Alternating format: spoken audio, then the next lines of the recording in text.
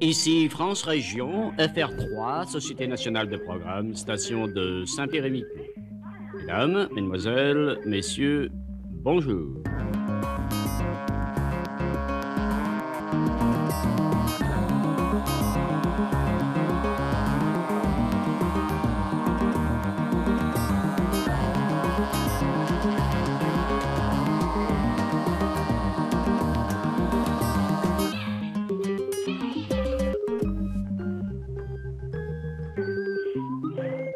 J'avais monté déjà une radio qui, elle, n'était pas légale parce qu'il n'y avait pas encore eu les lois autorisant la diffusion, mais ça commençait à fleurir un peu partout en France, donc dans fin des années 70, près de Concarneau.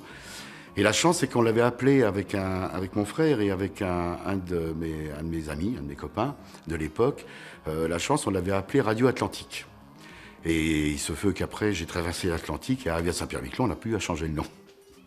En fait, c'était un autre outil, effectivement, pour véhiculer la culture, la musique, bien évidemment, un nouveau formatage dans les interviews, dans les reportages, et puis également, et c'est non négligeable, c'était peut-être une radio qui s'insérait déjà plus dans les foyers à l'époque.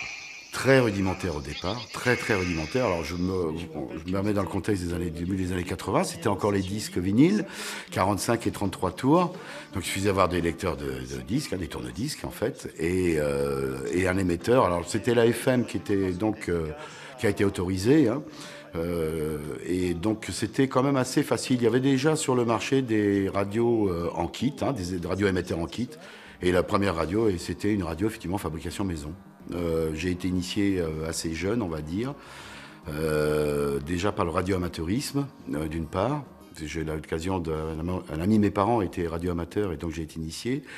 Et sur la radiodiffusion, oui, je suis d'une génération, on était à la recherche de nouveaux médias, c'en était un, surtout la diffusion de musique qui n'était pas très autorisée à l'époque, donc on allait rechercher des radios étrangères et entre autres, j'ai découvert ce monde-là un peu atypique grâce à Radio Caroline, qui a été la première radio pirate en Europe du Nord. D'abord, je suis un très grand auditeur. Les technologies ont évolué, donc maintenant j'écoute beaucoup le soir, plus que la télé d'ailleurs, j'écoute les podcasts, donc on peut toujours avoir accès à des radios dans le monde entier, d'une part, et puis je pratique toujours à côté le radioamateurisme. La force, c'est d'avoir, je dirais, le son sans l'image. On n'est pas tout le temps... c'est vrai que maintenant on a des fâcheuses manies à être toujours braqué sur son smartphone ou sur un écran. Mais il y a des endroits où on ne peut pas, effectivement, être sur l'écran, entre autres, par exemple, quand on conduit une automobile. Et je pense que la radio, effectivement, a encore cette force-là. Et elle fait encore appel à l'imagination.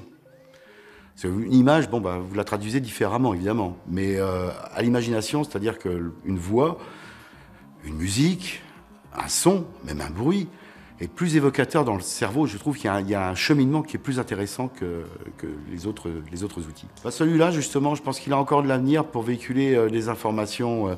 Fort de constater qu'on écrit de moins en moins. Le support écrit disparaît. Maintenant, il y a beaucoup l'informatique. Et je pense que on a l'ouïe, on a cette chance-là d'avoir l'ouïe, et je pense qu'on a encore de beaux jours à l'utiliser. Je pense que la radio doit être toujours très proche de son public. C'est important. Donc, quand il y a des événements sur une petite localité comme Saint-Pierre-et-Miquelon, la radio joue tout son rôle. Et je pense que c'est très important qu'elle soit toujours là, présente, lors de la transmission de spectacles, de concerts. Et je pense qu'il y a encore beaucoup à faire. Mais je pense que c'est encore un outil très important au niveau de la communication.